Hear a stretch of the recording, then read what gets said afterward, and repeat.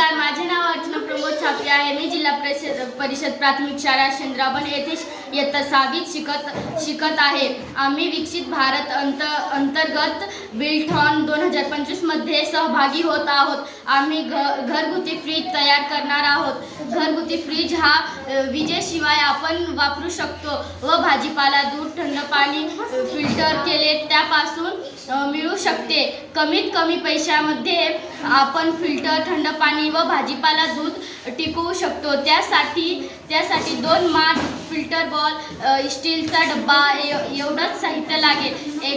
एका माठामध्ये builder ball, दुसरा माठात ते फिल्टर झालेला या पाणीमध्ये गोळा केले जाईल। माठाला स्टील डब्बा बसवलेले ज्यामध्ये आपण भाजीपाला, दूध व इतर वस्तू ठेवू शकतो। या घरगुती फ्रीज हा कमी पैशानं गरीबातील गरीब व्यक्ती वापरू शकतो व विजेची सुद्धा बचत होते। धन्यवाद।